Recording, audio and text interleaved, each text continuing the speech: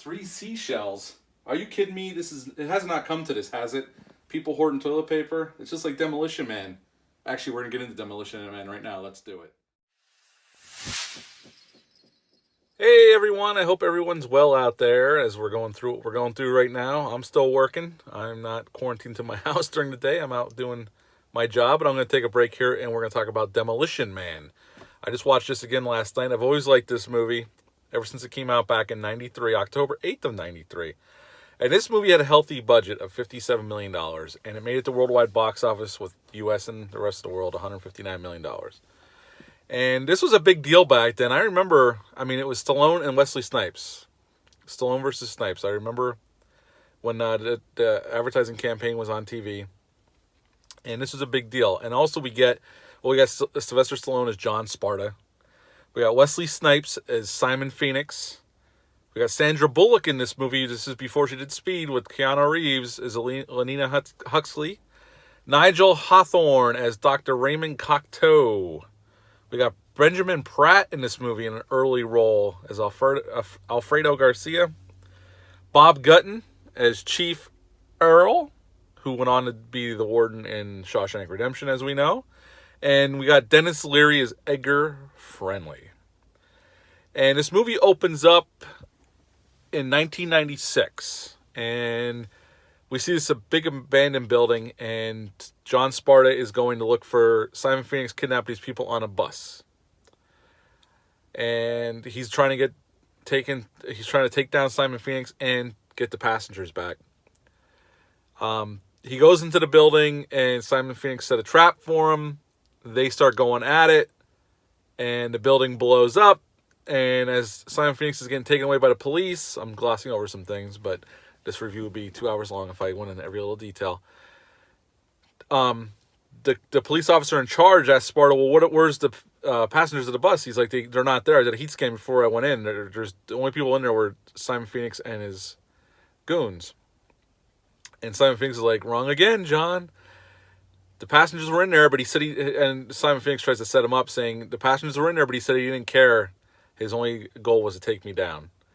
And they arrest John Sparta, and he gets sentenced to a lot of years in prison. But in 1996, which was in the future of 93 when this came out, means they cryogenically freeze you in this circle of ice, and they put you away. And they did the same thing to Simon Phoenix. Now, the only problem with this scene, I love the opening scene. It's a cool action scene. The problem is, why would the cops believe Phoenix over John Sparta, who's a police officer? Phoenix is a known murderer, among other things. But they so easily they find the bodies. Obviously, the one fireman comes up and says, we found a lot of bodies in there. The bus is under all that rubble.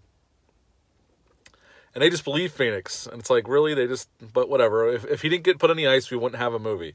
Actually, this prologue to the movie, the beginning of the movie, was actually added on by Fred Decker, who wrote Night of the Creeps, Monster Squad, directed those two movies as well. He wrote that. The original script was supposed to just open up in 2032. But he said, you got to show Kansas or Oz isn't so special. That was his quote. So that's why that beginning was there. It wasn't originally there, but they added that later. Thanks to Fred Decker. And then we see it's 2032, and things have changed on Earth. It's very peaceful, and people don't curse anymore or eat meat or use salt. All these things have been outlawed, and if you curse, you get fined a credit or some kind of credit system, kind of what China has over there with social credits or whatever the hell they're doing.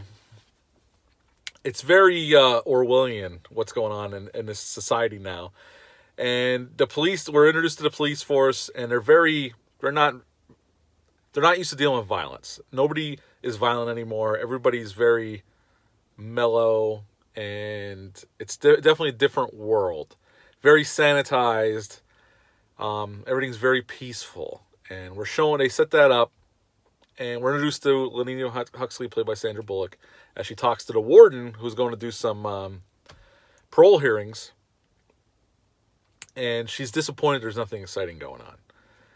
And he even says to her, he goes, I try not to think, but you think all you want, you're young yet. And it kind of shows you what the society's come down to. People don't want to think; they're being told what to do by a computer. It's very, you know, alien, especially when John Sparta's defrosted. And they're doing Simon Phoenix's parole hearing, and he knows the password to his cuffs, and he kills the two guards, kills the warden, takes his eye because he needs his eye for retinal scan to get out, and now Simon Phoenix is let out into the world, and the world is not prepared for it. And he immediately starts killing people. But he has implanted memories in his head that he's supposed to go kill this Edgar Friendly, played by Dennis Leary. And we get into that as the movie goes forward. And he kills like a bunch of people, I think 12 or 13 people. And then they asked this older gentleman who's a cop still about how was Simon Phoenix stopped back in 96 when he was arrested. And he said they did all these things, but took one cop to take him down.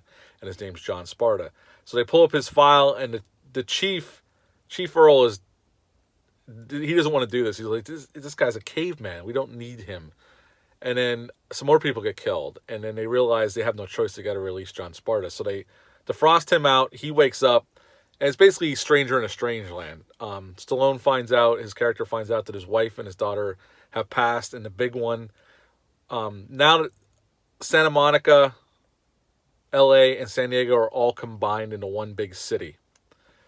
And there was a big earthquake, they say, and his wife and daughter were killed. And Stallone starts realizing, or John Sparta starts realizing things have changed and not for the better, at least in his mind. And he tries to explain to them what it's going to take down Simon Phoenix, and they don't want to hear it.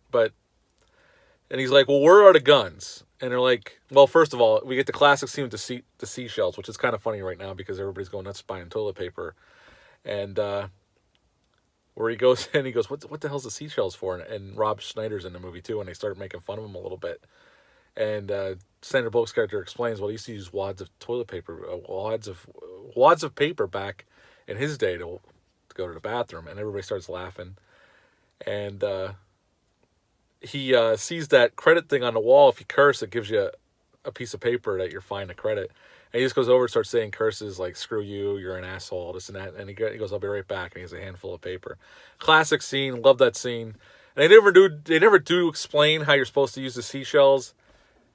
I know I've seen a chart float around online how you're supposed to use it. It seems very painful and not very practical, but it's funny in the movie. And once they tell them where all the guns are, there's no guns in society. They're all locked up at the museum on display.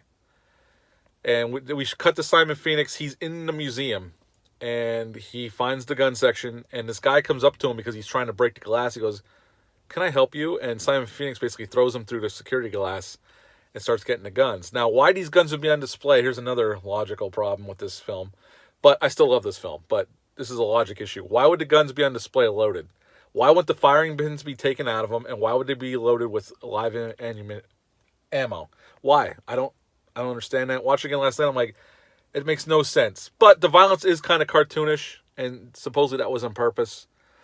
So he starts killing people, and John Sparta shows up with Huxley and Garcia. And he goes in, and we have our first major fight second major fight sequence between Wesley Snipes and Sylvester Stallone. After they fight for a little bit, and Wesley Snipes, or Simon Phoenix, takes off, and he runs into Dr. Raymond Cocteau, and they have a little discussion, and basically the doctor tells him that I broke you out because I want you to kill Edgar Friendly. And then John Sparta comes running across this lawn, and Simon Phoenix takes off. And the doctor's like, "Oh, thank you for saving my life." And John Sparta knows something's kind of up with that. Like, why didn't Simon Phoenix kill this dude? And he invites him to go out for dinner because for saving his life. And he's like, "Oh, okay." And he goes, "Yeah, I'm going to take you to Taco Bell." And Stallone's like, "Taco Bell?" And Huxley has to explain to him that there was a franchise wars between the restaurants, and Taco Bell was the one that survived, and it's kind of an upscale restaurant now, which is funny on its face. Sorry for all you Taco Bell lovers. I myself enjoy Taco Bell from time to time, but let's be honest, the food's barely edible. It's okay. And so they go, and then this is where we're introduced more to Dennis Leary, shown a little bit throughout, and he kind of lives underground. These bunch of people who don't want to conform to what's above them, and they try to raid the Taco Bell truck for food because they're starving. And Dennis Leary's kind of the leader, de facto leader. He doesn't want to be, but he kind of is. People follow him. And John Sparta stops them, and everybody's clapping. And he realizes all these people want his food. Like, they're not the nuisance or the threat that he's been made to believe. They're just looking for food, trying to survive. And after a little bit of thinking about it, they realize Simon Phoenix has been hiding down in the sewers. And Stallone's on to Dr. Cocteau. And so they go down in the sewers, and he meets with Dennis Leary. And Dennis Leary thinks he's down there to kill him or take him into jail. And he's like, no, I'm not here for you. I'm here for Simon Phoenix. They released him to kill you, to get rid of you. And we get another action set piece. Now, this is where the film was recut. There was some things cut out, some plot points cut out. Stallone's daughter, or John Sparta's daughter in the original film, was still in the movie. She was living underground with Edgar Friendly. Matter of fact, when the shooting starts, you'll see it's still in the film, at least this part of it, where Stallone grabs this girl and pushes her off to the side, and he's covering her from the bullets. That's actually his daughter in the movie, but the whole plot point was cut out. She's also at the end of the movie when they come above ground, she's standing next to Dennis Leary's character, but they cut that whole plot point out. They just say she died because Warner Brothers had them cut the movie down, and they even cut out some action pieces or some bits of the action, because some of the action, if you notice, if you watch it closely, it's edited kind of strange. Like, there's information missing, like camera shots that should have been there. The action's pretty good overall, and I like it, but there was, if you notice, the jumps are, like, the action scenes are kind of edited some parts a little strange. That's why they took out some beats out. And it does make some of them look a little clunky. Also, Wesley Snipes, who's an accomplished black belt, his movements were so fast on set that the camera footage was coming back blurry. He actually they asked him to slow down his punches and his kicks so that it looks good on camera. That's how fast he was. So he had to slow down his movements a little bit. That's why sometimes his fighting style looks a little, I don't know, kind of a little off a little bit. But that's only because he had to slow it down for the camera to pick up what he was doing. Anyway, after that, Stallone chases Simon Phoenix in a car. Well, before this, Simon Phoenix lets out he talks Cocteau into letting him defrost a bunch of other guys to help him take down Edgar Friendly and take out John Sparta. And this is where we see Jesse Ventura. Although he doesn't have many lines, and this is also where the editing comes in. Some of the guys he defrosts, you never see them get killed, and they kind of just disappear all of a sudden. And this comes to the final battle. Simon Phoenix kills Cocteau, and he goes to the prison to defrost a bunch more bad guys to take over the city. They realize they can take over. These pansies can't stop us because the police force is totally inept and not capable of stopping anybody of that kind of stature, or anybody that's willing to do violence. They can't stop them. They can steamroll right over them. So they're at the prison, and this is where Stallone and Huxley find Cocteau's body.